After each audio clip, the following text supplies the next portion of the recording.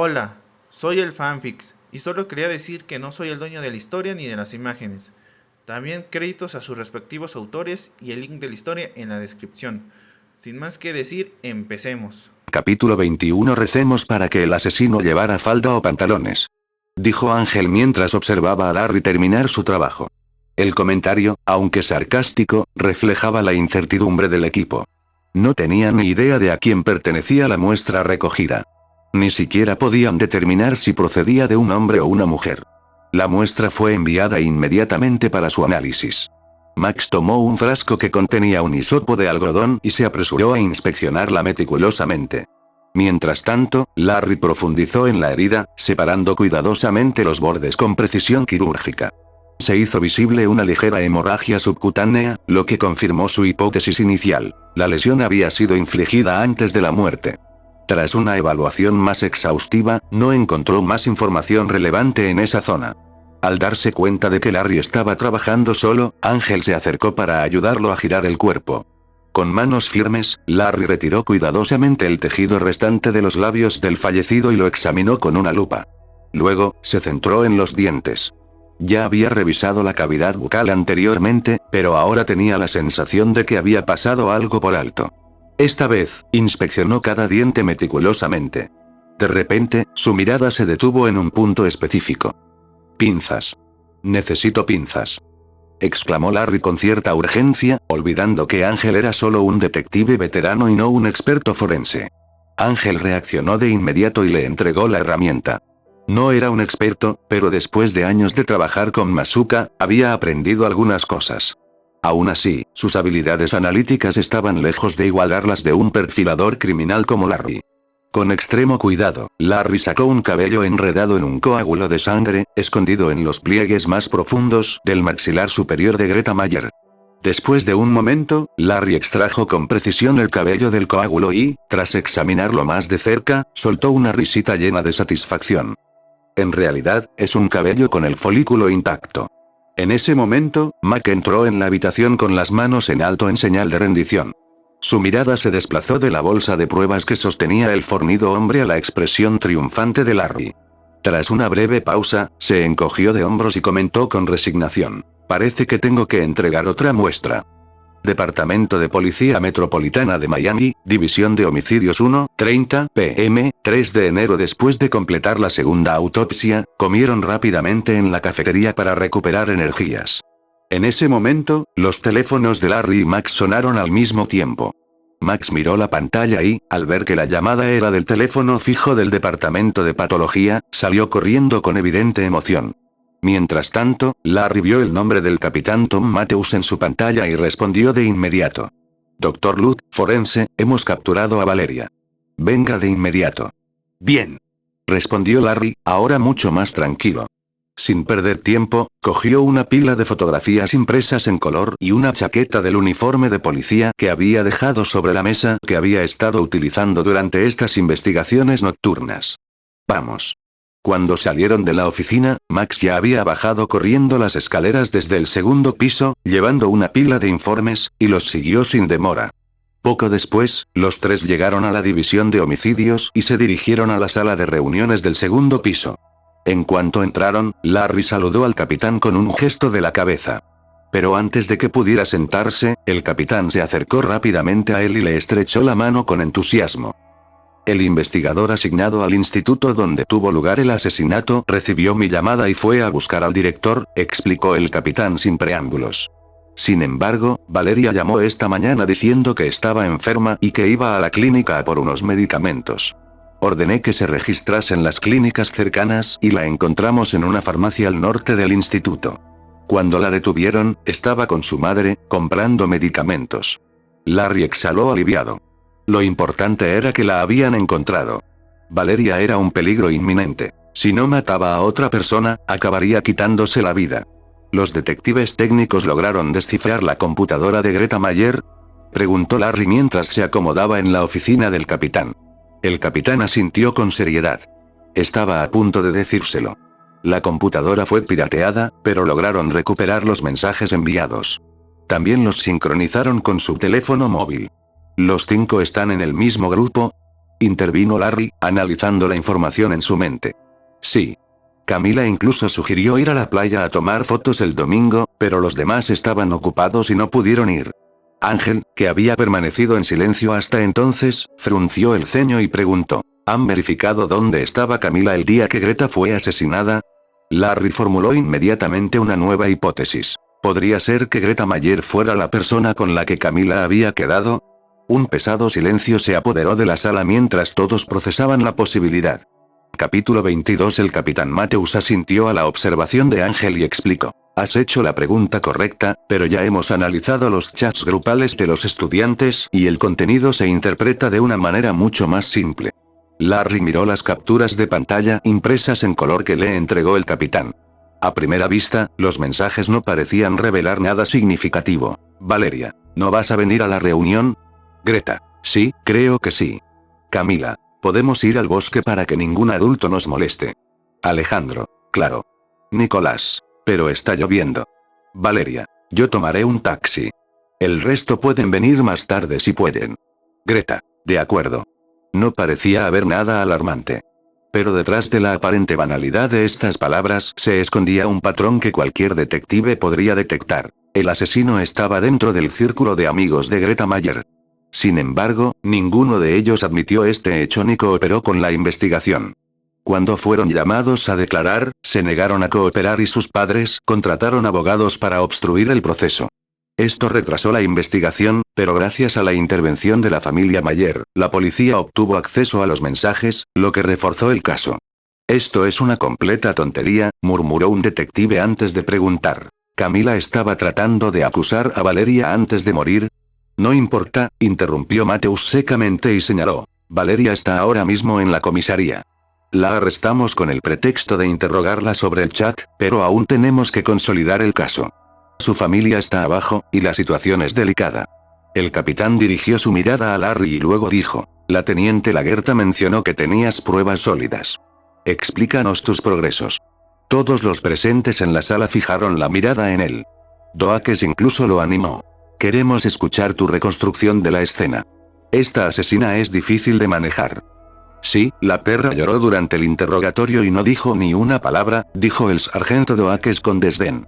Lagerta, que confiaba plenamente en Larry, fue más directa. No tenemos muchas pruebas y es difícil hacer una reconstrucción completa. Larry, muéstranos lo que tienes. Larry frunció el ceño, sacó varios documentos A4 impresos en color y los extendió sobre la mesa. Esta es una foto de la escena del crimen. Y esta otra fotografía la tomó Ángel cuando fuimos al instituto en busca de pistas sobre el asesinato de Greta Mayer. Una de las imágenes mostraba el cuerpo de Greta con múltiples heridas profundas, una clara señal de odio. Otra foto captaba la mano sin vida de Camila sosteniendo un pequeño fragmento de cuero blanco con forma de V. Al comparar los detalles, descubrimos que este fragmento es idéntico a las flores decorativas de los zapatos de Valeria. Después de decir eso, Larry continuó. Un pequeño hallazgo, pero revelador, por supuesto.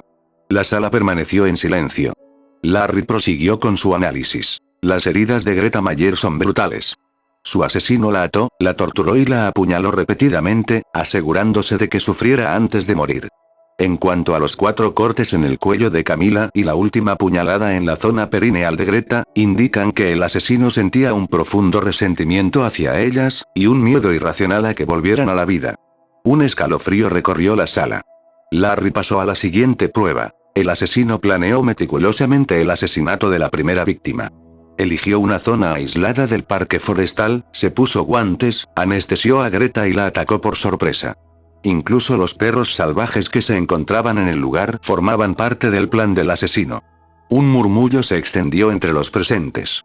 Por el contrario, el asesinato de Camila parece haber sido un crimen pasional, algo que no fue premeditado. Encontramos el ADN de Valeria en los cordones de los zapatos utilizados para estrangular a Camila. También encontramos restos de piel de Valeria bajo sus uñas, lo que indica que hubo una lucha. Las caras de los oficiales reflejaban una mezcla de incredulidad y asombro. Larry pasó al punto final. Además de las pruebas biológicas, encontramos heno, ramas secas y encendedores cerca del cuerpo de Camila. Sospecho que Valeria intentó quemar el cadáver para borrar las pruebas, pero la repentina aparición de un guardia de seguridad la obligó a huir. Larry dio el golpe final. Esta mañana, hemos vuelto a examinar el cuerpo de Greta. En su boca, atrapado en un coágulo de sangre, encontramos un cabello. El análisis de ADN confirmó que pertenece a Valeria. También identificamos una marca de presión en la espalda de Greta. El asesino la inmovilizó con una rodilla mientras la ataba, y el ADN en su piel coincide con el de Valeria. El capitán Matthews exhaló profundamente. ¿Y el motivo? Larry deslizó otra hoja por la mesa. Todo apunta a Nicolás. Camila tenía una relación sexual con él y creía que eran pareja, pero Nicolás lo negaba. Esto creó tensión en el grupo. Valeria, que probablemente sentía algo por Nicolás, veía a Camila como una amenaza. Greta, por su parte, era la única que sabía la verdad y, de alguna manera, se enfrentó a Valeria ese día en el bosque durante la reunión, donde no apareció nadie más que ellas dos. Larry cruzó los brazos. No fue un asesinato impulsivo. Valeria planeó la muerte de Greta, y cuando Camila la confrontó o descubrió la verdad, la mató en un ataque de miedo, rabia y tensión. El silencio en la sala era ensordecedor. No había dudas. Valeria era la asesina.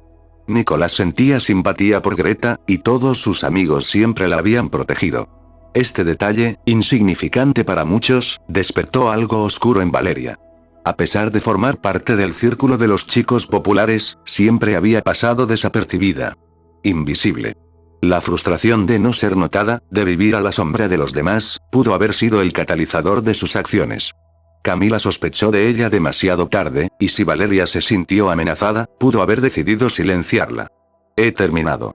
Esto es todo lo que necesitamos para atrapar a esa asesina, dijo Larry mientras empujaba el detallado informe hacia la teniente Lagerta, que parecía haber sido su mayor defensora.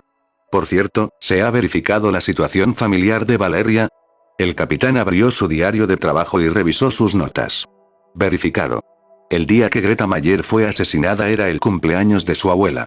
Al principio me costó creer que esa chica fuera la asesina, pero no tenemos constancia de que volviera a casa ese día. ¿Y el taxi? Cogió un taxi. ¿Deberíamos centrarnos en eso?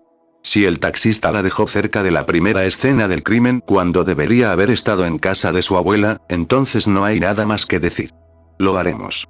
Las pruebas eran claras. No había lugar para la duda. El capitán dio un golpe en la mesa con energía. La estamos interrogando ahora mismo. Larry, prepárate. Esta vez, tú dirigirás el interrogatorio. No, no se me dan bien los niños. El sargento Doakes le sacará toda la información. Gracias por el cumplido, forense, Luke. El sargento Doakes se hizo cargo del equipo de interrogatorio. Mientras tanto, Larry se hundió en una silla y cerró los ojos por un momento. Un dolor agudo en el ojo izquierdo le mareaba. Discretamente, tomó 2 sedantes. Ángel lo observaba sin decir nada. Simplemente se levantó y le sirvió un vaso de agua. Larry aceptó el gesto con gratitud. ¿Estás bien? Le preguntó Ángel después de asegurarse de que nadie los observaba. Larry sonrió con cansancio. Solo es tensión. Neuralgia. Nada grave. Si te sientes mejor, ven con nosotros a escuchar el interrogatorio. Los 3 se dirigieron a la sala contigua.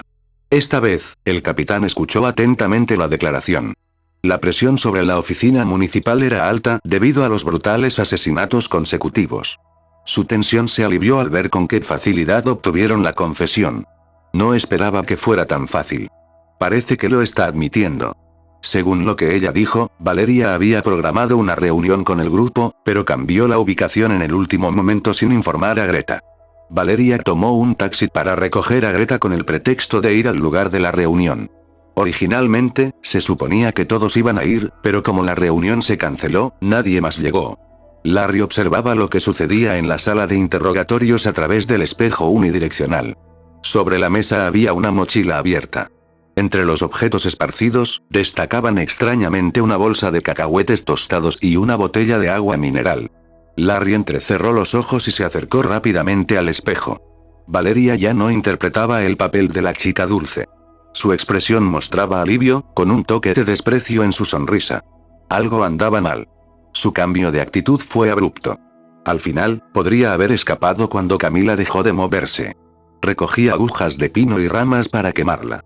Pero el guardia de seguridad vio mi linterna. Me escondí detrás de un muro bajo, pero el guardia encontró el cuerpo y llamó a la policía. Eso es todo. Valeria se recostó en su silla. Su rostro parecía tranquilo, pero su respiración era irregular. Tenía los párpados y las mejillas hinchados, como si hubiera estado llorando. Larry de repente entendió lo que estaba pasando. ¿Dónde está su familia? Abajo, con la teniente Lagerta. Llámelos ahora mismo. El agente que estaba cerca reaccionó y marcó rápidamente. En cuestión de segundos, la llamada se conectó. Larry, con urgencia en su voz, tomó el teléfono y preguntó: Teniente Lagerta, necesito que la familia de Valeria responda a una pregunta urgente. Al otro lado de la línea, una voz vacilante respondió: Hola. Soy investigador forense. Necesito saber si Valeria tiene antecedentes de alergia al maní o asma. ¿Qué? Sí, Valeria tiene asma y es alérgica al maní. ¿Por qué lo pregunta? Larry intercambió una mirada con el capitán, quien lo entendió de inmediato. Antes del interrogatorio, Valeria había comido cacahuetes. Había intentado suicidarse. Por eso confesó con tanta calma. Llévenla al hospital inmediatamente. El capitán asintió, dispuesto a dar la orden, pero entonces, dentro de la sala de interrogatorios, Valeria se agarró la garganta. Sus ojos se abrieron con terror. Jadeó. Su respiración se volvió más dificultosa con cada segundo que pasaba. Llamen a una ambulancia. Ahora mismo. Capítulo 23. El capitán Matthews irrumpió en la sala de interrogatorios. Larry, por su parte, abrió su mochila, encontró el botiquín de primeros auxilios, sacó una inyección de adrenalina y se apresuró a entrar en la sala. Mientras los oficiales le quitaban las esposas a Valeria, Larry levantó la inyección de adrenalina e insertó con precisión la aguja en la pierna de la joven. No morirás, no después de manchar tus manos con la sangre de 2 vidas inocentes. Vivirás para pagar por todo lo que has hecho y enfrentar las consecuencias, susurró Larry con frialdad mientras se alejaba de ella. Ella pagará. Las familias obtendrán justicia. Y, por experiencia personal, el verdadero castigo no es la muerte, sino vivir con el peso de tus acciones. Rápido, traten a la chica con cuidado. Ordenó el capitán Matthews, sudando profusamente, a los oficiales para que llevaran a Valeria al hospital ellos mismos. Abajo, la madre de Valeria observaba cómo se llevaban a su hija. Seguía murmurando aturdida. ¿Qué está pasando? Díganme qué ha pasado. Su hija mató a 2 personas. Solo confesó después de comer cacahuetes. Cuando se dio cuenta de que no había salida, intentó escapar de su responsabilidad muriendo. Larry, secándose el sudor de la frente, miró fríamente a la mujer y le preguntó: ¿No lo sabías? La madre de Valeria miró a todos conmocionada, sacudió la cabeza y comenzó a llorar. Su expresión era inquietantemente similar a la cara inocente que Valeria había mostrado antes, tal vez una imagen que había estado imitando todo el tiempo. Momentos después, una patrulla salió a toda velocidad de la comisaría hacia la ambulancia. Ángel se acercó a Larry y le susurró: ¿Quieres que lo añada al informe de gastos de la investigación? Sí, y también necesito más pastillas de estas, murmuró Larry, agitando un frasco de medicamentos de aspecto dudoso.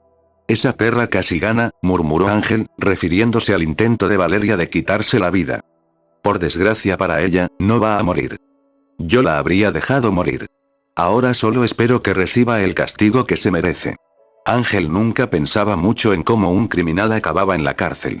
Después de pasar la mitad del día persiguiendo a asesinos, no tenía sentido obsesionarse con ello. En cuanto a si el juez sería justo o no, no le importaba. Larry miró a Ángel y asintió con la cabeza. Así era como pensaba la mayoría de la gente. A las 3 de la tarde, Larry estaba en la morgue, dando instrucciones a Max sobre una pequeña autopsia que estaba realizando a un sicario. En ese momento, sonó el teléfono fijo de la sala y Larry le indicó a Max que lo contestara. Ponlo en altavoz. Después de escuchar el mensaje, Larry dejó que Max terminara la autopsia y salió a fumar. Esto nos matará más lentamente que una bala, murmuró Ángel, mirando el cigarrillo que tenía en la mano. Creo que voy a dejarlo. ¿Y sustituirlo por más donas? Ni hablar. Esta es la única forma en que mucha gente alivia el estrés, dijo un policía que también estaba fumando. Una vez que el oficial se fue, Ángel se volvió hacia Larry y le puso al día sobre el caso de Valeria. Ha llamado el sargento Noakes. Valeria está fuera de peligro. También ha confesado todo sobre los 2 asesinatos. ¿Has comparado sus declaraciones con la investigación? Larry no quería dejar escapar a una asesina. Su versión tenía que coincidir con sus hallazgos. Sí, no te preocupes. Esta vez ha dado muchos más detalles. Mirando a lo lejos, Ángel comenzó a contarle todo a Larry, quien escuchaba en silencio. Según Ángel, los padres de Valeria y los de Greta Mayer eran compañeros de trabajo. Trabajaban en la oficina de catastro y en la oficina de construcción de Miami. Sin embargo, la carrera del padre de Valeria se disparó y rápidamente ascendió hasta convertirse en el segundo al mando de su departamento. Cegado por el poder y la fama, pronto se vio envuelto en escandalosas aventuras con varias mujeres. La madre de Valeria, incapaz de soportarlo más, decidió divorciarse de él hace 2 años.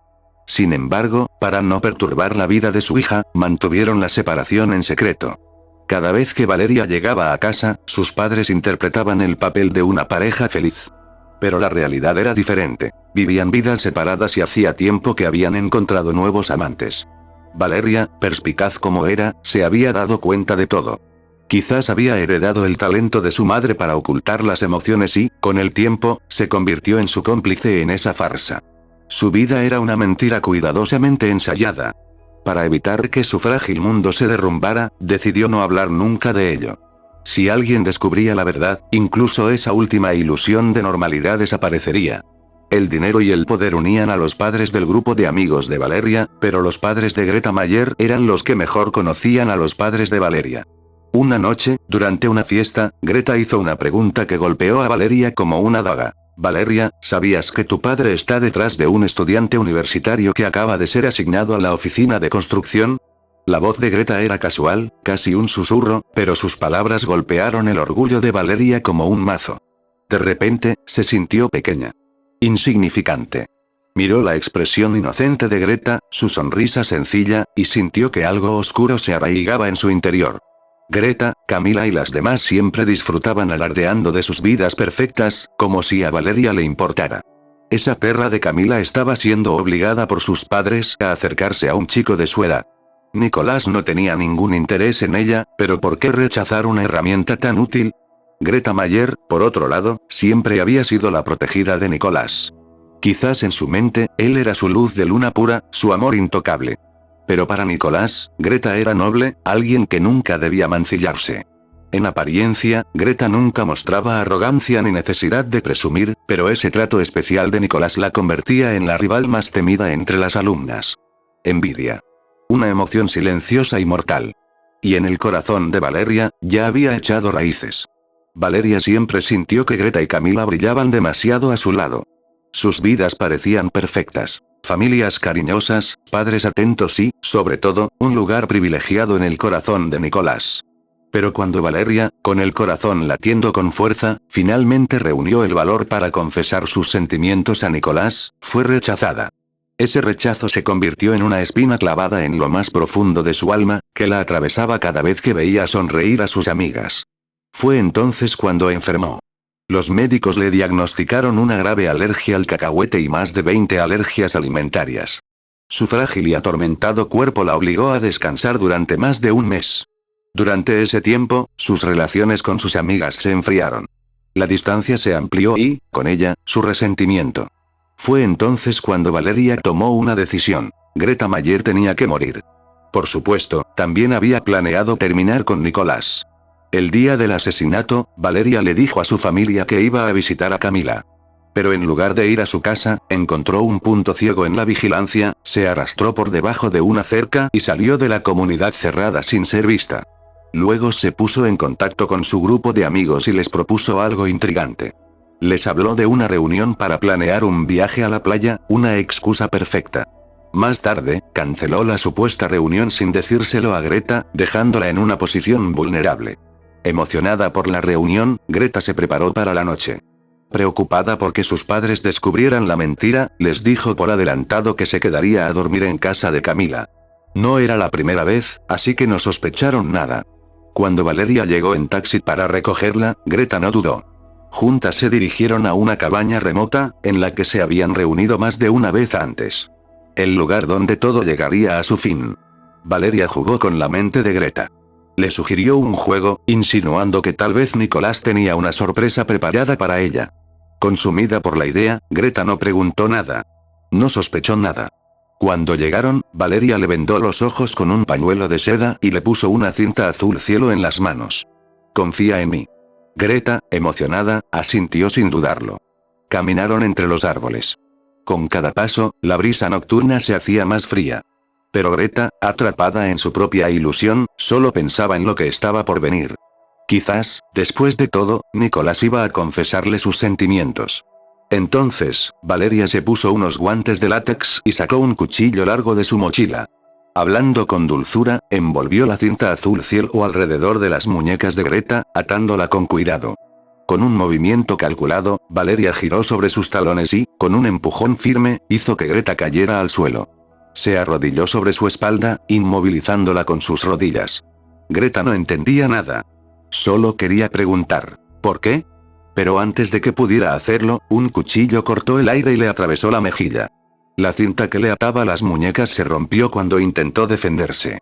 El movimiento fue tan rápido que Greta apenas sintió dolor. Pero cuando la sangre le salpicó la cara y vio el rojo brillante en su piel, el pánico se apoderó de ella. Su instinto fue gritar. Y lo hizo, con todas sus fuerzas. Pero para Valeria, ese grito era más que un simple sonido. Lo sintió como un bálsamo, algo que, en cierto modo, sanaba su alma. Su pecho se agitó con una emoción intensa, casi embriagadora. Desesperada, Greta se retorció bruscamente y extendió la mano para agarrar el cuchillo. Su mente se negaba a aceptar lo que estaba pasando. La misma pregunta resonaba una y otra vez. ¿Por qué? Pero Valeria no respondió con palabras. Rugió. Dejó salir en un grito todo el resentimiento y los celos que había acumulado a lo largo de los años. Greta suplicó clemencia, lloró, rogó, pero nada de eso detuvo a Valeria. Media hora más tarde, Greta yacía en el suelo, sin vida, con el cuerpo atravesado por 132 puñaladas. La sangre empapaba la tierra bajo ella. Pero Valeria no se sentía tranquila. Quería estar segura. Cortó la ropa de Greta y la arrojó por el acantilado. Luego, clavó la navaja por última vez en la zona perineal, esperando una reacción. Pero no hubo ninguna. Satisfecha, Valeria limpió meticulosamente la escena. Cogió el teléfono y la cartera de Greta y desapareció en la noche. El bosque, silencioso hasta entonces, comenzó a llenarse de sombras. Los perros salvajes, atraídos por el olor de la sangre, empezaron a reunirse cerca. Valeria salió del bosque sin prisa. Se deshizo de su ropa manchada de sangre con precisión quirúrgica. Quemó sus zapatos, guantes y vestido en la playa, viendo cómo las cenizas se desvanecían entre las olas. Por primera vez en mucho tiempo, se sintió libre. Encontró la bicicleta que había escondido antes y pedaleó hasta casa. Tardó 1 hora y media en regresar. Cuando llegó, sus padres la estaban esperando. ¿Por qué has tardado tanto? Camila tenía problemas con las matemáticas. Nadie sospechó nada. Para ellos, Valeria seguía siendo la chica dulce y responsable de siempre. Pero al día siguiente, la noticia cayó como un trueno. La policía había encontrado el cuerpo de Greta. Camila se quedó paralizada cuando lo oyó. Se puso nerviosa, ansiosa.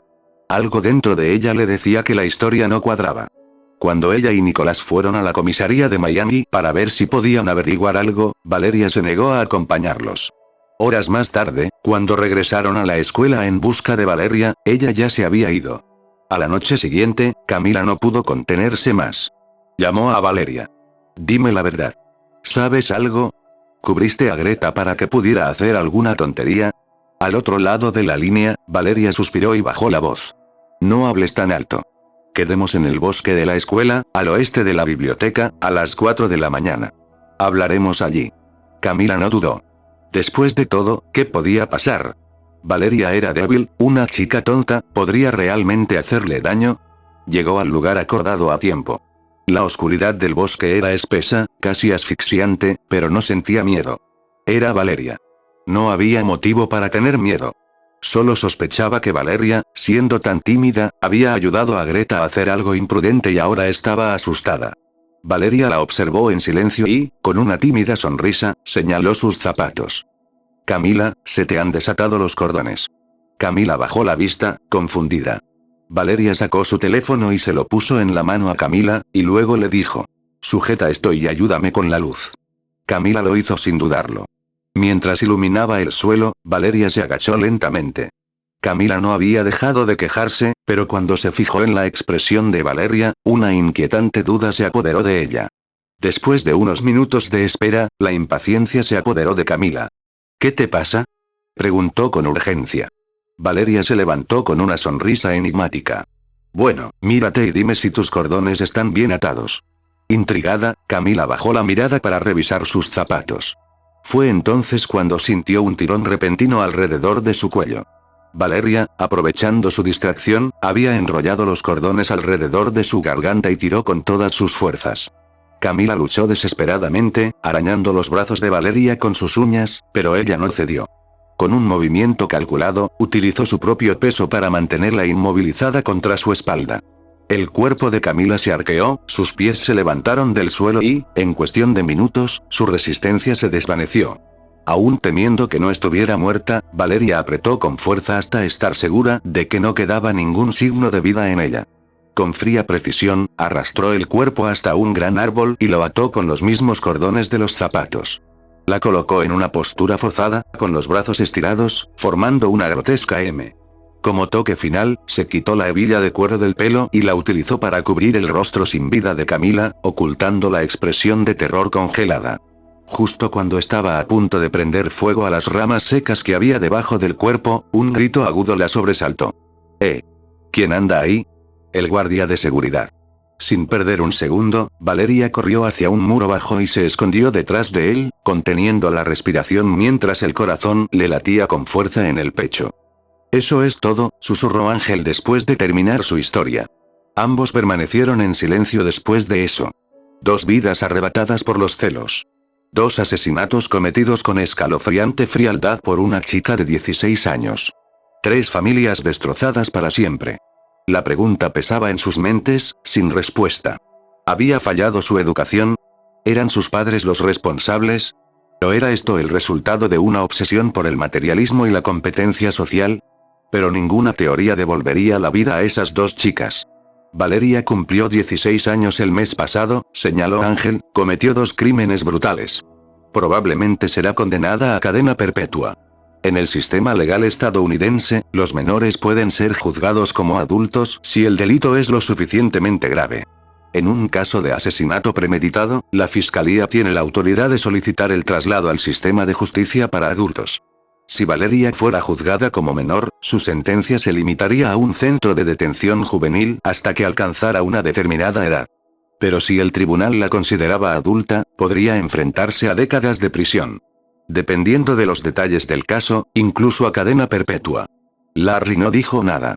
Simplemente esperaba el veredicto. Cada persona debe ser responsable de sus actos. Si la verdad no hubiera salido a la luz, tal vez Nicolás e incluso ella misma habrían sido los siguientes. Se podría decir que ganaron, pero en realidad, ese sentimiento nunca existe realmente entre los perfiladores criminales. Capítulo 24. Oficina de análisis de sangre. Dexter permaneció en silencio, perdido en sus pensamientos sobre los acontecimientos de los últimos días. Esto es muy malo. Larry siempre me había parecido un tipo meticuloso, pero ahora lo veo de otra manera. Es un depredador en su propio juego. Un perfilador que no solo analiza, sino que disecciona las mentes de los criminales con una precisión aterradora. Y lo peor es que está demasiado cerca de mí. Su intuición es peligrosa, su capacidad para conectar patrones casi parece un don maldito. Antes, podía maniobrar en la oscuridad, escabullirme por las grietas de la justicia. Pero ahora, con Larry involucrado activamente en los casos más complejos, no tengo margen para el error. No puedo ocultar información sin levantar sospechas. No puedo desviar la atención sin que sus ojos inquisitivos me atraviesen con esa intensidad que parece ver a través de las máscaras. Su última deducción sobre Valeria fue una advertencia invisible pero brutal de su habilidad. Al principio no tenía pruebas directas, pero vio lo que todos nosotros pasamos por alto. ¿Y si puede hacer eso con una simple foto, qué pasará cuando decida centrarse en mí? Cuando se fije en los pequeños detalles que siempre han estado ahí, esperando a ser descubiertos. Por ahora, debo ser lo que todos creen que soy. El analista de sangre, el buen compañero de trabajo, el confiable Dexter. No puedo cometer errores. No puedo actuar a espaldas de Larry hasta que encuentre una grieta en su percepción. No puedo darle motivos para sospechar, porque sé que, una vez que lo haga, no se detendrá hasta descubrir la verdad. El problema con Larry no es solo su inteligencia. Es su tenacidad. Su instinto. Su necesidad de cazar. Y si no tengo cuidado, podría convertirme en su próxima presa. Pero lo que realmente me corroe es la impotencia de ver cómo esos monstruos que él atrapa son encerrados en celdas donde la justicia burocrática se encargará de ellos, o los dejará en libertad por tecnicismos. Yo debería ser quien los eliminara, quien impartiera la verdadera justicia. Y ahora, con Larry haciéndose cargo de todos los casos importantes, mis presas desaparecen antes de que pueda siquiera marcarlas. Es una frustración insoportable. No cazar es como reprimir una necesidad básica, una sed que no puedo saciar. Y mientras Larry siga por su camino impecable, mi pasajero oscuro no tendrá donde alimentarse. Oye, Dexter, ¿va todo bien?, preguntó Larry mientras recogía sus cosas para irse a casa. ¿Por qué lo preguntas? Dexter se recompuso y miró a Larry con interés. Definitivamente, no caería en ningún juego psicológico que pudiera estar preparando. Si tienes algún problema del que quieras hablar, puedo darte sesiones de terapia privadas en casa. Solo como amigos, nada comercial. Larry hablaba en serio. Sentía que Dexter era algo que no acababa de identificar. Este hombre se escondía tras muchas capas, como una cebolla. Sería interesante descubrir quién era el verdadero Dexter Morgan. Sin embargo, había límites que Larry nunca traspasaría. Había asesinos ahí fuera, y esos eran los que ocupaban todos sus pensamientos y su atención. Alguien como Dexter no era lo suficientemente importante como para dedicarle demasiado tiempo. Pero, por otra parte, sería interesante estudiar la mente de un experto forense que parecía ser un imán para asesorar a los detectives con tanto detalle, como si él mismo fuera un perfilador criminal. Quizás lo sea, ¿no?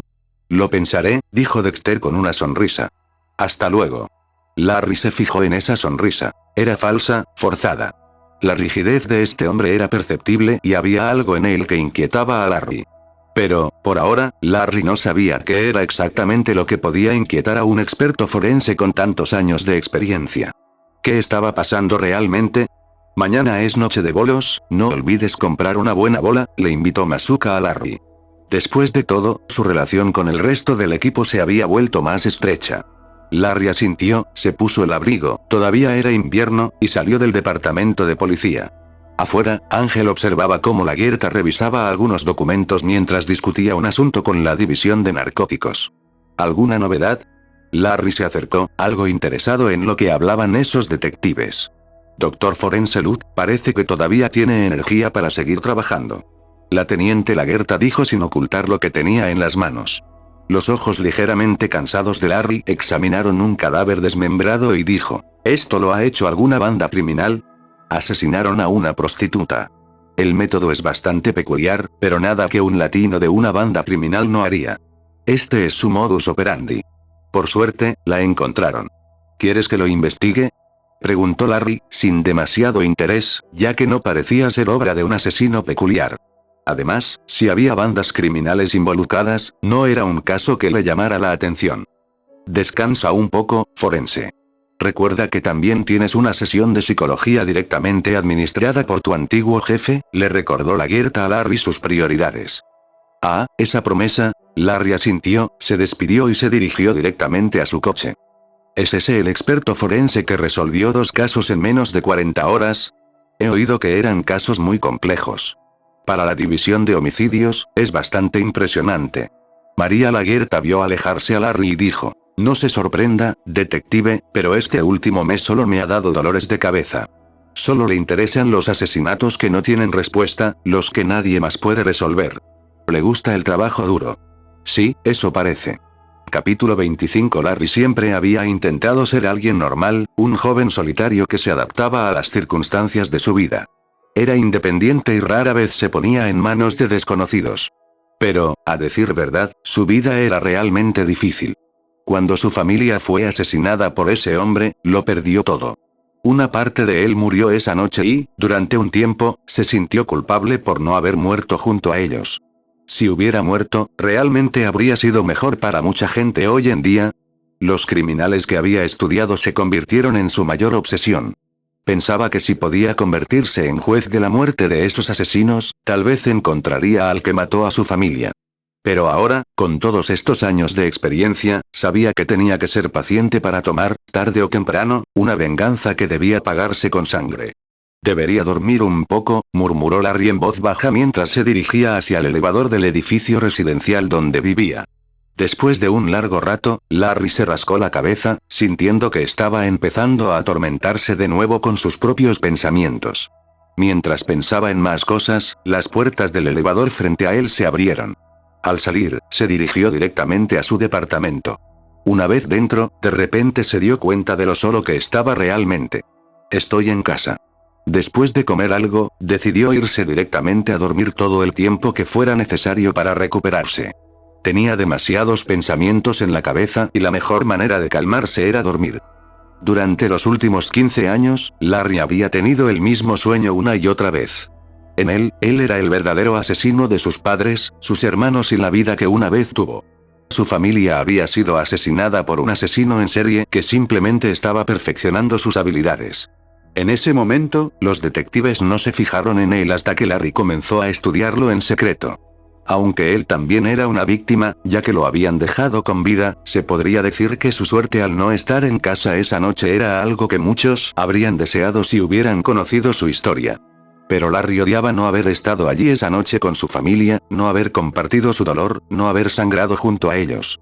Incluso hoy, cada vez que se duerme, se encuentra en la cocina de su casa, donde los cadáveres de sus hermanos están dispuestos como si se tratara de algún tipo de ritual. Las letras escritas con sangre en la pared, los rostros de su familia muerta. ¿Por qué?, preguntaba Larry, atrapado en su forma infantil. En este sueño, siempre era un niño débil que ni siquiera podía levantar las manos para intentar acercarse al asesino. ¿Por qué no me mataste también a mí? ¿Qué sentido tiene matarte, por Dios? Eres el cordero destinado a vagar sin rumbo por el mundo mortal. Sí, corrupción, un asesino religioso, ciego a sus propios pecados. ¿No eres igual que yo? El hedor de la sangre fresca era insoportable. Durante mucho tiempo, Larry había intentado adaptarse a este entorno. Esta vez había aguantado más de lo habitual, lo que significaba que se estaba volviendo menos sensible a las emociones.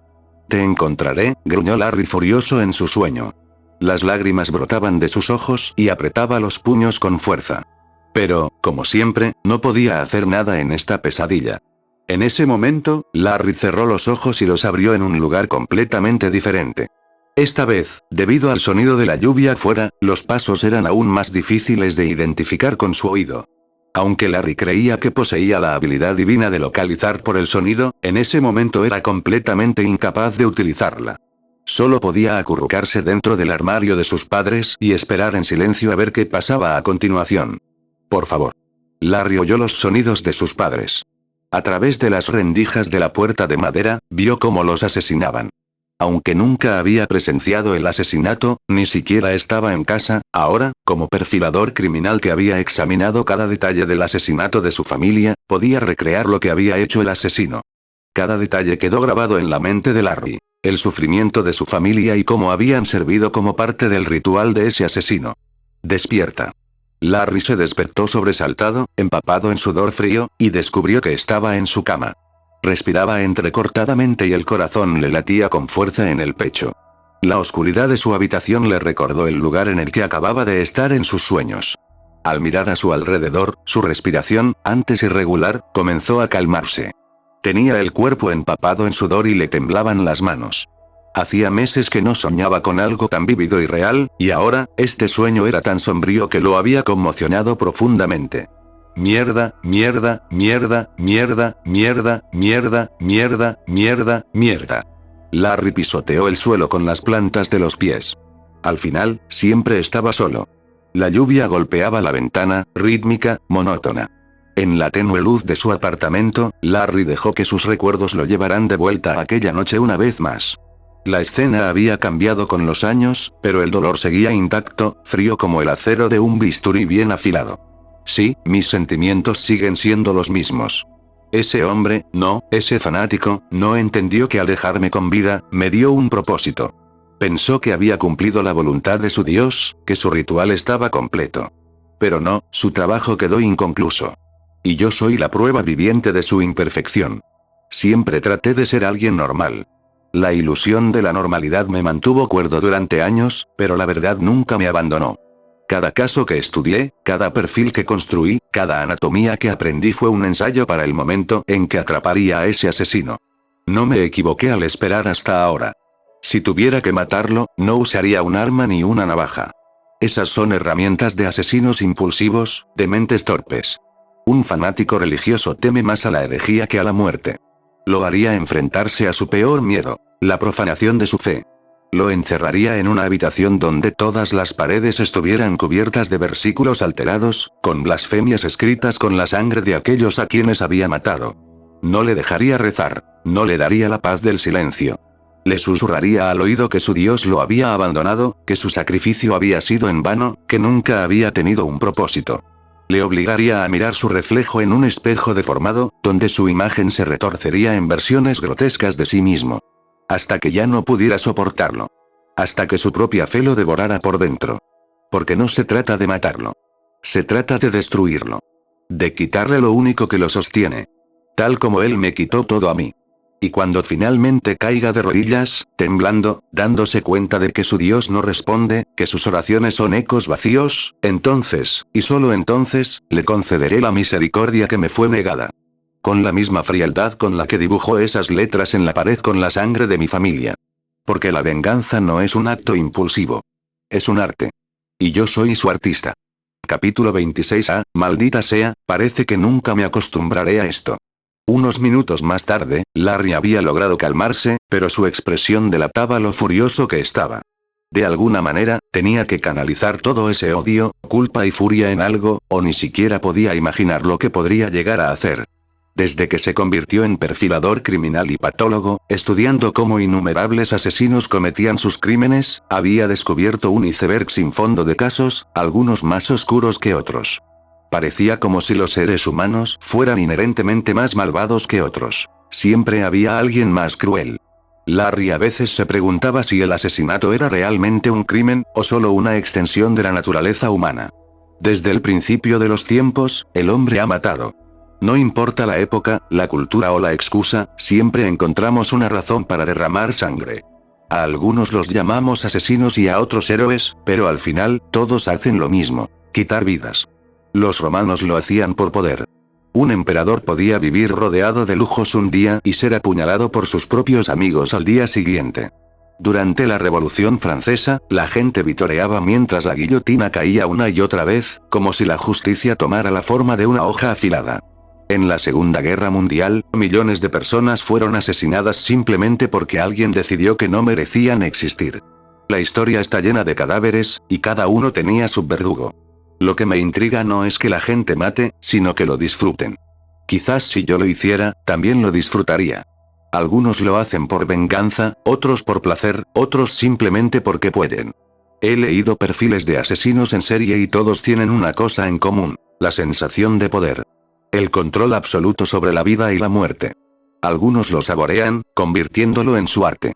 Pero lo más aterrador no son ellos. Lo más aterrador es lo fácil que es cruzar la línea. He visto a gente corriente perder la cabeza en un momento de ira. Un insulto, un empujón, una traición, y de repente, alguien muere. Ni siquiera se dan cuenta de lo que han hecho hasta que ven la sangre en sus manos. Quizás la diferencia entre un asesino y alguien que no mata es solo una cuestión de circunstancias. Un mal día. Un arma al alcance de la mano. Un pensamiento que se convierte en acción antes de que puedas detenerlo. En cuanto a la otra minoría, son simplemente monstruos. Lo que impedía a Larry convertirse en juez de la muerte era que su primera víctima tenía que ser el asesino de sus padres y hermanos. Ese hombre tenía que morir primero, y él no mataría a nadie hasta encontrarlo. ¿Soy solo un hipócrita?, se preguntó Larry. Se sentó en el sofá y pensó profundamente. Decidió seguir adelante hasta que su cuerpo lo exigiera y lo permitiera. Quizá era un mal necesario. Y ahora que lo pensaba, era igual que todos esos asesinos de la historia. En ese momento, el sonido de su teléfono resonó en toda la habitación, sacándolo de sus pensamientos más profundos. Larry se levantó y contestó el teléfono. Al ver que era Jack Crawford, puso cara seria y dijo: «Señor. Parece que le va bien. Si tiene tiempo, debería venir a verme. Le enviaré la dirección por mensaje. Hablaremos detenidamente cuando llegue aquí». Jack, manteniendo un tono frío, dijo esto antes de colgar. Jack Crawford era el jefe de la Unidad de Ciencias del Comportamiento del FBI, encargada de investigar y capturar a los asesinos en serie más peligrosos. Podría recomendar fácilmente a Will Graham, el antiguo profesor de Larry, que tenía una habilidad única para empatizar con los asesinos e imaginar los acontecimientos en las escenas del crimen. Pero para Jack, Larry era una versión mejorada de lo que podía obtener de cualquier otra persona, alguien que fácilmente podría convertirse en el mejor perfilador criminal de la historia. Por eso lo quería en su unidad. Había hecho todo lo posible para que Larry se uniera al FBI, pero por alguna razón, que ahora quería estudiar, Larry había elegido Miami, concretamente el Departamento de Policía Metropolitana. Este hombre era muy inteligente, persistente y era el único, además de su mentor, que sabía que su verdadero deseo era encontrar al asesino de su familia. Matarlo, bueno, Larry no había sido muy inteligente al ocultar eso durante sus años de estudiante. Para personas muy observadoras como Jack y Will, Larry era fácil de leer después de interactuar con él durante unas semanas. Me alegro de que hayamos hablado. ¿Ni siquiera podías decir adiós? Larry miró el mensaje de Jack y apagó su teléfono. Café Nostalgia, 1524 Biscayne BLVD, Miami, FL 33132. Sí, supongo que ese es tu estilo, murmuró Larry mientras su mirada se centraba en la habitación donde guardaba su investigación privada sobre el asesino al que perseguía. Se dio una ducha rápida, se vistió y, aunque la reunión era por la noche, había un lugar al que quería ir primero. Media hora más tarde, mientras Larry comía en casa, alguien llamó a la puerta. Dexter, no pensé que te tomarías en serio mi invitación. Larry se sorprendió al ver a Dexter en su puerta después de invitarlo a una sesión de psicología el día anterior. No era habitual que ofreciera estas sesiones al público, sobre todo porque solo analizaba a asesinos, y reflejar sus habilidades en personas normales no era la mejor idea. Pero ahora no era un buen momento, no después de descubrir que Jack estaba en la ciudad y de haber soñado con el asesinato de su familia. No eran buenos augurios, sobre todo si quería estudiar a alguien como Dexter. ¿He venido en mal momento?, preguntó Dexter, entregándole un pastel a Larry. Bueno, estaba pensando en salir. ¿Quieres venir? Dexter, que estaba demasiado tenso, sonrió y asintió. Cualquier cosa menos trabajar. Necesito un descanso. Entonces pasa. Mientras Dexter entraba en el departamento de Larry, sus pensamientos se aceleraron. No rechacé la sesión de psicología. ¿Por qué iba a hacerlo? Rechazarla habría sido sospechoso. Aceptarla, por otro lado, me hacía parecer abierto, normal, humano. Y si hay algo que he perfeccionado a lo largo de los años, es la ilusión de la humanidad. Pero parece que el destino me ha sonreído. Larry tiene otros compromisos. Su excusa fue vaga, casi improvisada. Sus ojos no eran los de alguien que simplemente estaba ocupado, sino los de alguien que ocultaba algo. Y si hay algo que he aprendido, es que los secretos son puertas de entrada a la debilidad. Larry estaba inquieto. Su postura, su tono, la forma en que evitaba mi mirada, no era solo estrés. Era algo más profundo. Culpa, tal vez. Miedo. O incluso, rabia. ¿A quién odia? ¿Qué lo corroe por dentro? Y lo más importante, ¿puedo usar eso en mi beneficio? No puedo evitar sentir curiosidad. Un perfilador criminal con una mente oscura. ¿Cómo ve el mundo a través de sus ojos? ¿A qué distancia está de cruzar la línea? Investigar a Larry podría ser interesante. No porque sea una amenaza, si lo fuera, ya me habría dado cuenta, sino porque, si juego bien mis cartas, quizá pueda entenderlo. Quizá incluso pueda utilizarlo. ¿Quién sabe? Quizá incluso nos hagamos amigos. Al fin y al cabo, los monstruos también necesitan compañía. Cementerio público, Miami, Florida. Larry era indiferente a las emociones de los demás, pero casos como el de Greta Mayer le afectaban, no de una manera que le marcara de por vida, pero sí lo suficiente como para tomárselo como algo personal y resolverlo lo antes posible para dar algo de consuelo a los padres.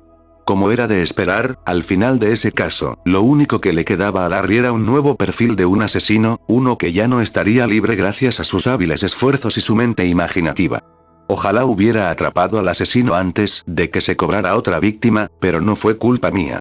Esos supuestos adultos retrasaron mi investigación.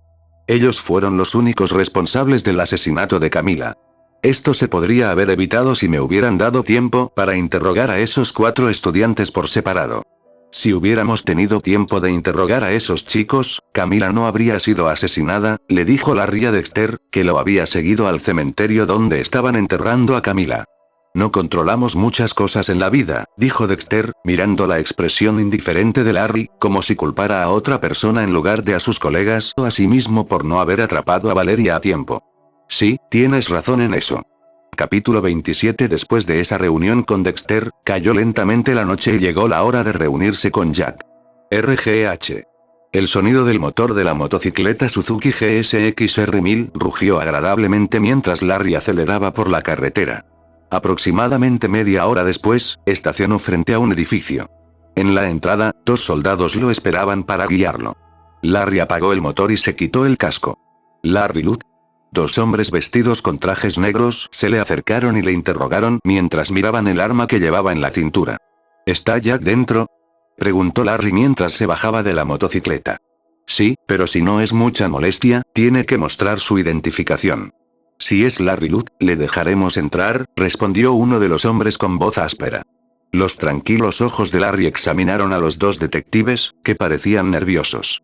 Al fin y al cabo, Jack era un agente especial del FBI, jefe de la Unidad de Ciencias del Comportamiento. Detectives.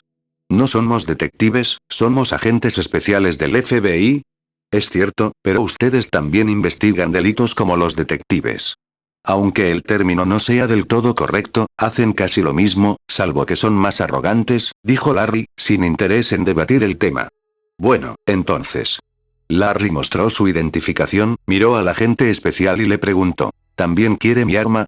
¿Cómo es que un especialista forense lleva un arma de fuego? También soy perfilador criminal, respondió Larry mientras lo llevaban a la habitación donde Jack lo esperaba. Capitán, ya está aquí. Déjelo entrar.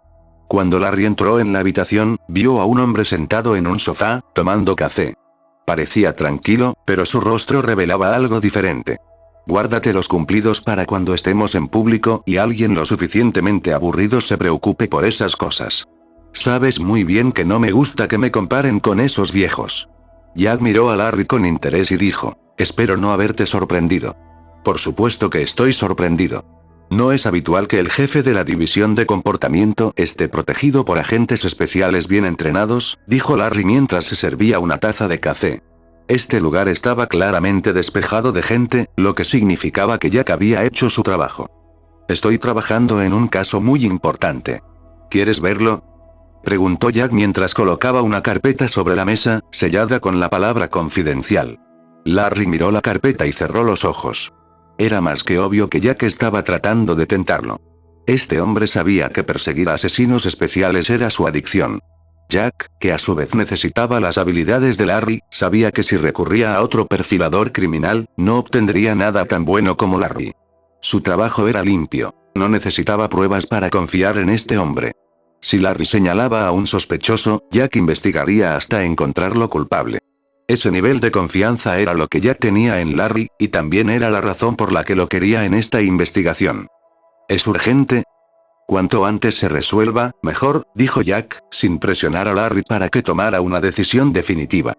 No puedo. Larry estaba en Miami por una razón muy personal que Jack seguramente sospechaba, pero en ese momento no le importaba revelarla. Larry, te necesito de vuelta en el FBI. Este caso es exactamente tu especialidad. Si lo resuelves, ganarás más que solo reconocimiento. ¿No habíamos acordado que mi etapa en el FBI había terminado? Estoy lejos de todo eso. Por ahora, no voy a volver. Lo sé, pero este caso es diferente. Tenemos un asesino en serie en Chesapeake que reproduce ilustraciones del hombre herido, dijo Jack mientras le deslizaba la carpeta hacia él. ¿El hombre herido? ¿Me estás diciendo que alguien está asesinando a personas y colocándolas como en los grabados médicos del siglo XV? Exactamente. Su última víctima fue un mecánico, Peter Calloway. Su cuerpo fue encontrado en su taller, abierto, con múltiples heridas distribuidas casi quirúrgicamente. Cortes limpios, punciones precisas, todo dispuesto tal y como aparece en los dibujos del Fasciculus Medicinae. Larry seguía sin coger la carpeta.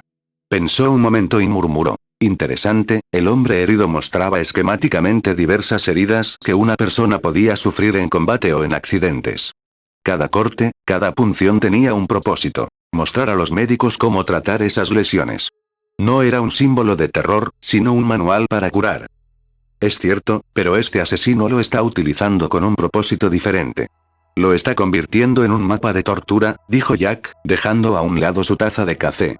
Eso sugiere que se trata de un asesino meticuloso y metódico. Probablemente alguien con conocimientos médicos o anatómicos. Si realmente está replicando esas ilustraciones, significa que no se trata solo de matar, sino de enviar un mensaje, quizás sobre su propia percepción de la vida y la muerte. ¿Sabes que te necesitamos, Larry?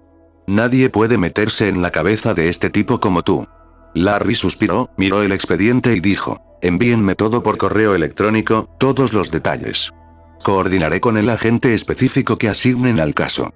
Pero no voy a salir de Miami, al menos por ahora. Capítulo 28. Tras escuchar la respuesta que temía, Jack negó con la cabeza y volvió a mirar a Larry. En sus ojos solo podía ver una gran determinación y un deseo que nunca antes había visto en él. Aunque te hubieras negado, me habría sido imposible dejarte quedarte aquí para siempre. Jack sentía que las habilidades de Larry se estaban desperdiciando allí, donde como mucho había 1 o 2 casos interesantes. Bueno, este mes he llevado 2 casos. ¿Lo sabías? Preguntó Larry, sabiendo muy bien que Jack era su contacto en el FBI y el responsable de garantizar que se tuvieran en cuenta sus evaluaciones psicológicas. Jack asintió, sacó una libreta de su chamarra y dijo con tono serio, un asesinato, un hombre en Latina, sin rastros ni pistas que seguir. Los detectives estaban completamente atascados, por lo que llamaron al perfilador criminal que yo recomendé al departamento. En el segundo caso, 2 asesinatos, uno tras otro. Rastrear al asesino fue tan fácil que incluso te tomaste la libertad de dormir. Mi pregunta sobre todo esto es la siguiente. Si sabías quién era el asesino, ¿por qué tardaste tanto en atraparlo? Jack sabía que Larry era mucho mejor de lo que había demostrado hasta ahora. Necesito que los detectives confíen en mí. No saben que, desde que me gradué, nunca he cometido un error. Pero apenas me conocen y necesitan todas las pistas reales que un caso puede proporcionar. En mi departamento, ¿no necesitarías algo así, Larry? Jack quería a Larry en su departamento, sobre todo porque quería resolver todos los casos mucho más rápido, tal y como había estado haciendo hasta ahora.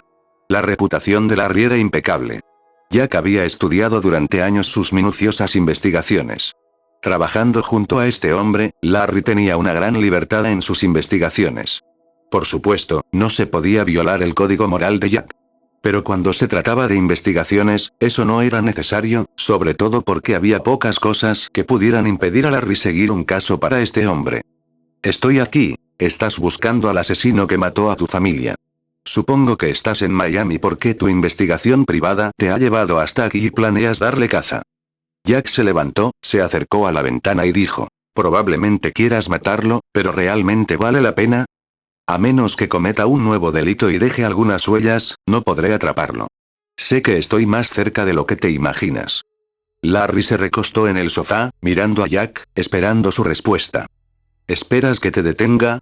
Un consejo sobre no matar a nadie estaría bien, especialmente viniendo de mi antiguo capitán. Eso no me preocupa. Solo ten en cuenta que, si cometes un delito, te arrestarán. En pocas palabras, a Jack no parecía importarle lo que Larry estuviera buscando. Todas las personas brillantes buscaban cosas extrañas, pero Larry no. Estaba cazando, y su presa estaba más cerca de lo que imaginaba. ¿Cómo está tu salud? Me las arreglo, aunque sigo tomando medicación, respondió Larry mientras miraba el expediente que tenía delante y preguntaba, ¿es peligroso este asesino en serie? Jack se dio la vuelta y observó a Larry leyendo el informe especial que había preparado para él y dijo, estudiaste todos los casos en los que participamos cuando eras estudiante. Tú, más que nadie, sabes cómo seguir los patrones para atrapar a este asesino. Si encuentro alguna pista, te la enviaré. Pero Jack, ¿estás seguro de que no te involucraste más de lo que debías? Preguntó Larry, mirando directamente a Jack, quien le devolvió la mirada, y ambos permanecieron en silencio durante un rato. Es la 6ª víctima de ese hombre, Larry. Yo también necesito tu ayuda. Solo dame tiempo para dar caza al asesino que estoy persiguiendo y entonces seré el sabueso que tanto deseas, dijo Larry, cerrando el expediente. Jack, que estaba a punto de decir algo, recibió una llamada y dijo, bueno, Larry, te deseo mucha suerte en tu investigación. Tienes mi número, llámame si necesitas algo. Después de decir eso, Jack salió apresuradamente de la habitación junto con el soldado. Larry permaneció en silencio. Sin pensar mucho en lo que acababa de oír, salió de la habitación y caminó sin rumbo fijo hasta llegar a un cementerio. Después de deambular durante mucho tiempo, vio una figura femenina de pie frente a una tumba. ¿Planeas atacar a una chica por la noche en un lugar donde probablemente no haya nadie alrededor? Larry reconoció a esta mujer, luego sonrió levemente y preguntó: ¿Tú qué crees? Capítulo 29. Sería una idea terrible. La mujer que estaba frente a Larry mostró la pistola que tenía en las manos y preguntó: ¿Qué hace aquí el tipo que me mandó al infierno por teléfono después de que le diera la información que tanto me costó reunir para su último caso? No recuerdo nada de eso, señorita Morgan, dijo Larry mientras miraba a Debra, la hermana de Dexter, que estaba visitando a su padre. Sí, lo que tú digas, vete al infierno. A Larry no le molestó el insulto. En cambio, se acercó a Debra y le preguntó: ¿Tu padre era un gran hombre? El mejor detective que se pueda imaginar. Nos enseñó a mi hermano y a mí todo lo que sabemos, dijo Debra con orgullo, compartiendo los logros que su padre había conseguido en el departamento. Pero sabía una vez más que a Larry no le importaba. Pensó que un tipo que caminaba solo por los lugares más espantosos que se puedan imaginar no podía estar bien de la cabeza. ¿Qué tipo de perfilador criminal lo estaría? Ese trabajo pasa factura en la mente, por lo que era probable que Larry tuviera problemas. Dejando a un lado su aversión por él, Debra preguntó: ¿Dónde están tus padres? Larry la miró y luego miró al lugar donde ella estaba mirando. En la foto, un hombre sonriente apareció ante él. Ojalá estuvieran aquí. Al menos podría hablar con ellos y preguntarles si voy por el buen camino. ¿También murieron? No de forma natural. Pero si hay algo que me reconforta en este momento es que no sabrán en qué tipo de persona se ha convertido su hijo. Larry hablaba más de lo habitual. Pero ahora que tenía entre manos un caso tan especial, una parte de él estaba considerando detener la investigación sobre el asesino de su familia y centrarse en este. En este sentido, ¿en qué tipo de persona se había convertido? Sin duda, había olvidado gran parte de su convicción. La obsesión que tenía con los asesinos era ciertamente aterradora. Lo siento mucho. Pero, si sirve de algo, creo que ser un perfilador criminal que incluso el FBI quiere en su agencia dice mucho de ti, dijo Debra. Por supuesto, ella no sabía realmente quién era Larry. Solo le hizo el mejor cumplido que pudo para que se sintiera mejor. ¿Quieres unirte a la división de homicidios? ¿Es tan obvio? Preguntó Debra con una sonrisa amarga. Ese había sido su mayor sueño desde que se unió a la división de narcóticos. Lo es. Lo veo en tus ojos. Pero piénsalo bien antes de tomar esa decisión, dijo Larry. Sabía que la vida de un detective dejaba de ser inocente en el momento en que empezaba a bromear con los cadáveres. Masuka, Ángel, Dexter, cada uno de ellos se parecía a Larry en ciertos aspectos en lo que respecta a la sensibilidad. ¿Crees que voy a hacer caso a tus palabras? Solo intentaba ser educado. Sería una pena que perdieras el brillo de tus ojos, que aún permanece intacto. Larry se refería a la inocencia de las personas. Por supuesto, para una mujer soltera, escuchar esas palabras de un hombre atractivo significaba algo completamente diferente. No voy a acostarme contigo. Espera un momento, ¿qué? Debra miró a Larry y dijo: si buscas un rollo de una noche, búscate una prostituta. Sí, lo tendré en cuenta. Aunque esa no era mi intención, y creo que soy lo suficientemente decente como para conquistar a una mujer en un lugar mejor que un cementerio, dijo Larry con una sonrisa. Era la primera vez en mucho tiempo que se reía con naturalidad. La hermana de Dexter era definitivamente entretenida. Oye, ¿quieres ir a comer? Preguntó Larry, mirándola con una leve sonrisa. Debra negó con la cabeza, sin interés. Al ver la actitud fría de Debra, teniendo en cuenta que eran compañeros de trabajo, Larry volvió a preguntar con un poco más de confianza. ¿De verdad no quieres comer? Yo invito. Está bien. Debra se acercó a la motocicleta de Larry y se subió. Llevaba pantalones largos, una blusa negra y una chaqueta sobre los hombros. Por cierto, me llamo Larry. ¿Y tú? Preguntó Larry con naturalidad mientras le daba un casco a Debra, aunque era obvio que la conocía. Solo quería que la interacción fuera más formal. Sé quién eres. Yo soy Debra. ¿Cómo me conoces? Te acabo de ver en una foto que tomó mi hermano con su cámara. Suele dejar esas cosas por ahí. Larry asintió con la cabeza mientras arrancaba la motocicleta y aceleraba el motor. Hubiera sido extraño que esta chica decidiera ir a comer con él sin saber quién era. Por otra parte, pocos hombres estarían interesados en molestar a alguien como Debra. Más tarde, Larry estaba en un restaurante muy conocido de la zona, almorzando con Debra. ¿Has estado aquí antes? Preguntó Larry, tratando de entablar una conversación informal y conocerla un poco mejor. No, es mi primera vez. Lo que me han dicho mis amigos es que es bastante caro. ¿Tu cartera va a estar bien?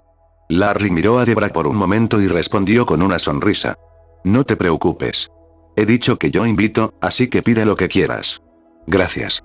Larry sabía que Debra no tenía amigos. Al menos, se daba cuenta de que había mentido sobre eso. La verdad era que Debra llevaba tiempo queriendo ir a ese restaurante. Pero como era caro y le daba vergüenza ir sola, lo había pospuesto hasta que Dexter tuviera tiempo libre. Ahora que Larry había aparecido, Debra aprovechó la oportunidad como compensación por su contribución al caso de las estudiantes asesinadas. Una vez sentados en una mesa apartada, Debra miró el expediente que Larry tenía en las manos y le preguntó, ¿de verdad tienes que traer eso? No lo voy a dejar aquí. Larry no sería tan tonto como para dejar algo tan importante en su motocicleta, no cuando el riesgo de robo era tan alto. Si un expediente como ese desaparecía, Jack podría meterse en serios problemas, y eso era algo que Larry no iba a permitir. Un nuevo caso. No es de Miami. Pero dejemos de hablar de trabajo, dijo Larry. No quería involucrar a Debra en esta investigación. Debra, que había estado pensando en ello, preguntó. ¿Quieres que te cuente un caso en el que estoy trabajando? Las prostitutas, no hablemos de trabajo, la interrumpió Larry, sin interés en lo que Debra estaba a punto de decir. Si se enteraba ahora de otro asesino en serie, no le quedaría tiempo para su investigación personal fuera del departamento de policía. Más tarde, después de cenar, Larry llevó a Debra a casa. No pasó nada esa noche. La verdad era que el sentimiento era mutuo. Por ahora, Larry solo quería descansar, pensar en el caso que Jack le había presentado y decidir qué debía hacer a continuación. Capítulo 30. Matar es fácil. Incluso un niño de 5 años puede quitarte la vida con un descuido momentáneo. Pero lo que distingue a un asesino es el método, un arte que representa pensamientos, sentimientos y emociones. Si el asesino es inteligente, pensará las cosas mucho mejor que una persona normal. Larry se sumergió en todo tipo de mentes asesinas, desde las más magistrales hasta las más perturbadas. Muchos matan utilizando esos sentimientos y otros, emociones. No hace falta decir que los que lo hacen con sentimientos son los más peligrosos. Pero todos los asesinos dejan rastros. Hay muchas cosas que quedan atrás para ser analizadas. Larry, empuñando una espada, la clavó con fuerza en su objetivo. En ese momento, estaba recreando una serie de emociones y sentimientos, algo que rara vez se podía mezclar en los asesinatos. Sobre la mesa, un maniquí preparado especialmente para esta prueba recibió una nueva herida. El asesino es mucho más especial que un simple médico, parece que disfruta de las sensaciones, pero no mata por placer, sino por necesidad. Larry se acercó a una pizarra y comenzó a escribir la información a la que había llegado con solo un poco de observación. Este asesino no solo es muy inteligente, sino que también posee un refinamiento cultural que lo sitúa en las altas esferas de la sociedad. Sus conocimientos anatómicos son profundos, lo que sugiere una formación médica o quirúrgica. Existe la posibilidad de que el asesino haya estudiado a otros asesinos en serie y haya adoptado elementos de sus métodos, lo que dificulta su clasificación en una tipología criminal específica. La variabilidad de sus asesinatos podría considerarse una forma de desafío o una prueba de la evolución de su modus operandi. Su capacidad para desaparecer sin dejar rastro indica un alto grado de control y una vida pública impecable. No es un psicópata convencional. Su comportamiento refleja una inteligencia estratégica y un autocontrol extremo. Este individuo no mata por impulso. Cada asesinato es una obra maestra diseñada con un propósito que aún no comprendemos del todo. Después de decir eso, Larry dejó lo que estaba haciendo y se dirigió hacia su teléfono fijo, marcó un número específico y, una vez conectada la llamada, preguntó: «Soy Larry, ¿tienes tiempo?» «Por supuesto, ¿tienes algo?» Jack dejó lo que estaba haciendo y comenzó a grabar la llamada. «He estado investigando tu caso», dijo Larry, con la mirada fija en el experimento que había realizado, lo que le llevó a ciertas conclusiones que podrían ayudar a Jack a resolver este caso. Aunque todavía no tenemos un sospechoso concreto, incluso después de analizar los perfiles de los asesinos, la acumulación de pruebas sugiere que este asesino lleva mucho más tiempo activo de lo que registran tus archivos y que ha perfeccionado su técnica. Es imperativo revisar los casos de homicidio sin resolver de los últimos 10 años para identificar posibles conexiones. La clave para atraparlo reside en su narcisismo. La perfección que busca en su arte podría llevarlo a cometer un error. Si este análisis es correcto, estamos ante un asesino en serie con más de 30 víctimas confirmadas a lo largo de los años. El problema es que no podré descubrir quién es mientras esté en Miami. Pero siento que está ahí, en tu círculo, observando, como si supiera cada movimiento que hace la policía antes de cometer su próximo crimen. Jack, al otro lado de la línea, se quedó en silencio durante unos minutos y luego preguntó: ¿estás sugiriendo que el asesino está en mi entorno? El asesino de la masacre de Chesapeake no eligió a Peter Calloway por casualidad. Cada movimiento, cada incisión en su carne, tenía un propósito meticuloso, una intención que iba más allá del simple asesinato. Para él, la muerte no era un acto de brutalidad, sino una manifestación de arte y conocimiento. El asesino, la figura detrás de la masacre, veía el cuerpo humano como un libro abierto, una historia contada a través de cada músculo, cada arteria y cada hueso. Su fascinación por el hombre herido no nacía de un deseo de mutilación sin sentido, sino de una interpretación filosófica del sufrimiento y la curación. Para él, el hombre herido no era solo una ilustración médica, sino una metáfora de la condición humana. Todos estábamos destinados a ser heridos de una forma u otra, y solo a través del dolor se revelaba la verdadera esencia del ser. Peter Calloway era su lienzo. Un hombre corriente, un mecánico cuyo único pecado era su banalidad. El asesino lo eligió porque representaba lo mundano, lo predecible, la falta de un mayor aprecio por la vida. Al replicar al hombre herido en su carne, el asesino le dio una nueva identidad, convirtiéndolo en algo más que un simple hombre. Un símbolo de la fragilidad humana, de la delgada línea entre la vida y la muerte. Pero este asesinato no fue solo una obra para su propio deleite. Fue un mensaje. Un desafío para aquellos que intentaran comprenderlo. Para los agentes del FBI, para los criminólogos, para ti, Jack, si decides seguir investigando. El asesino quiere ser comprendido, pero solo por aquellos que sean dignos de desentrañar su arte.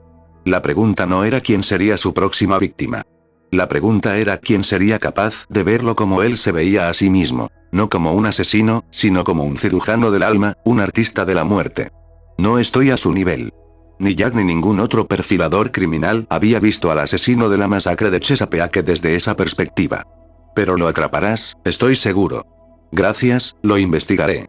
Larry, que había permanecido en silencio, cerró los ojos, luego los abrió en dirección a su experimento y murmuró: otro que no piensa como yo, podría ser tan único.